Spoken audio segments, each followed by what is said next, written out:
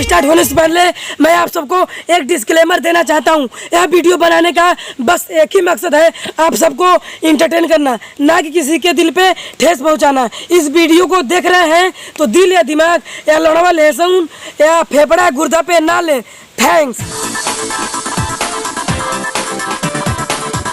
Hello भाई, welcome two माय channel यच के धमाका। मेरे चैनल को सब्सक्राइब करें, मेरा वीडियो अच्छा लगे तो मेरे वीडियो को लाइक करें। चलिए स्टार्ट करते हैं आज की गाड़ फाड़ बक चोदी।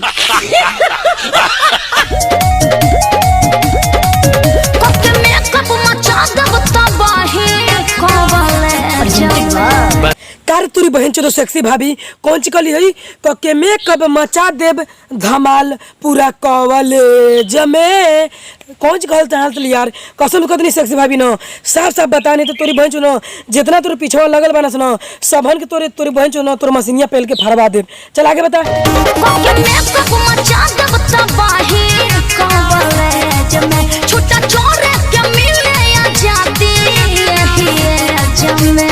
कसम से कहती ना सेक्सी भाभी, तू कहतली छुट्टा चरे के मिले आज़ादी यही एज में। कसम से भाई ये जो भाभी कहती है ना एकदम राइट बात कहती है, सही बात कहती है यार। मतलब जो पढ़ाई के 18 साल होला वही में तो छुट्टा चरे के मतलब जो होला खुले कौन ची यार, ये सब जो बात होला प्यार वाला बात ना सब वो 18 ही साल में सब कुछ करल जाला। ओकरा बात अगर में जो शादी हो जाला तो फुल मजा कहाँ मिलेला, बस एक के लिंक से जिंदगी भर काम चलल जाला। लेकिन ये सेक्सी भाभी जो कहती है ना छुट्टा चरे के मिलेला आज़ादी यही एज में, कसम से कहती ना ये सेक्सी भाभी एकदम राइट बात कहती है। कार सेक्सी भाभी को जौन चीज कहे बना, चल साफ साफ बता, चल आगे बता। फैशन के जमाना बाटे बहुत डिमांड बा। भाभी के लिए ना एक शायरी बोलल चाहतनी, फैशन के दुनिया बाटे दुनिया में एकर काम बा, सेक्सी में ले जाके एकरा बहुते डिमांड बा। मस्त जोक मारा रे, ये हंस रे हलकट हंस, हंसो हंसो।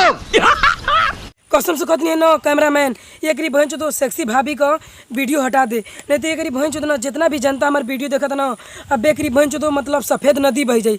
जहाँ जहाँ से लोग वीडियो हमारे देखा था ना सब लोग अब हिलावे लगी। कसम से यार कैमरामैन एक बहन चो भाभी का वीडियो हटा दे।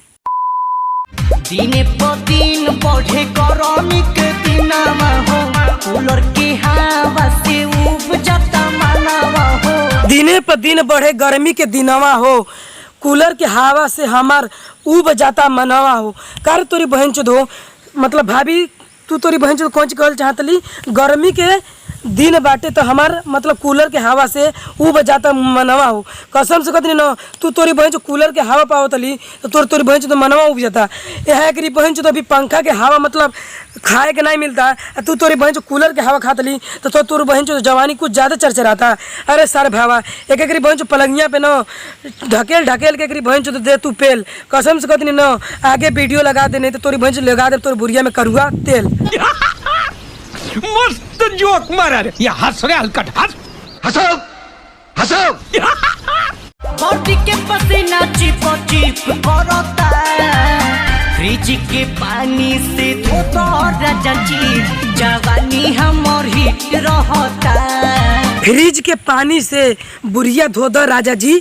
कार तुर बहन सेक्सी भाभी का कलियो तनी फिर से कहबी, चल फिर से कहो। फ्रिज के पानी से धो दो पिया जी जवानी हमर हिट रहता। फ्रिज के पानी से धो दो राजा जी जवानी हमार हिट रहता। कसम से कहती ना सेक्सी भाभी तू तोरी बहन चो ना तू इतना गरम वाली, कसम से कहती ना हमके लगता ना तोरी बहन चो ना तोर जौन एक बहन चो सजनवा बा ना तोरे बुढ़िया में आग लगा दिले बा। कसम से कहती ना यही से तोर जवानी हिट रहता। हमरे कैमरामैन के पास आ जो ना तोर जवानी पेल के तोर बहन चो ठंडा कह दी रे। कसम से कहती कैमरामैन ना एक बहन चो सेक्सी भाभी को वीडियो हटा दे, नहीं तो पहले दौड़ा के तो एक बहन चो तो भागी चिल्ला के हटाई का ना।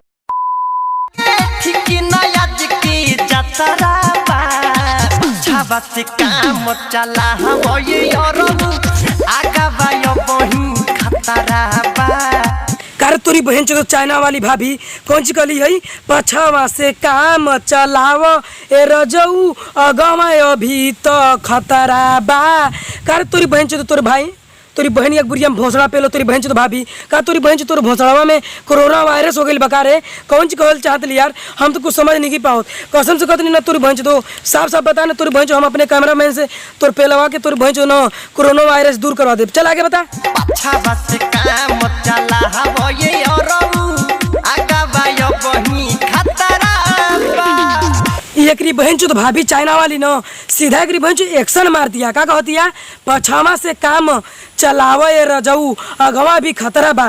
कसम से कहती न तोरी बहन तो चाइना वाला भाभी न अरे मतलब चाइना वाली भाभी न एकरी बहन हम इनके इंडिया वाला ही जा इंडिया वाला कभी पछवा से काम नहीं चलावे न सरे। कसम से कहती न तोरी बहन तो न एकरी बहन जो भावा बा न अगवे वाला ली रे सारे तोरी बहन चाइना वाले भाभी और तू पछवा वाला से काम चलाल चाहत ली न तो पछवा वाला से काम नहीं चली अगवा वाला जब देवी न तभी एकरी बहन जो न मतलब इंडिया वालन के गर्मी शांत हुई। कसम से कहती नहीं तोरी बहन न अरे एकरी बहन सेक्सी भाभी को वीडियो हटा देने थे एकरी बहन पेल के न स्टैंड अप टांग दे हटाई वीडियो। आई होप भाई कि ये वीडियो आप सबको बहुत अच्छा लगा होगा। अगर जो मेरा वीडियो अच्छा लगा है तो मेरे चैनल को सब्सक्राइब कर लीजिए और मेरे वीडियो को लाइक कर दीजिए। भाई मैं आप सबसे बता देना चाहता हूँ मैं कुछ ज़्यादा ही खतरनाक वीडियो बनाता हूँ क्योंकि मेरे को रोस्ट वीडियो बनाने में बहुत मज़ा आता है। कसम से बता रहा हूँ भाई ना अगर जो मेरा जिस दिन 1 मिलियन सब्सक्राइबर हो गया ना एक ही बहन जो भी वीडियो मतलब जो भी अश्लील गाना बनाता है उसको मैं दौड़ा दौड़ा कर पेलूंगा। कसम से करो भाई मेरे चैनल को सब्सक्राइब कर लीजिए। आज की वीडियो मतलब आज की बकचोदी बंद करता हूँ। अब मिलेंगे नेक्स्ट वीडियो में, तब तक के लिए गुड बाय।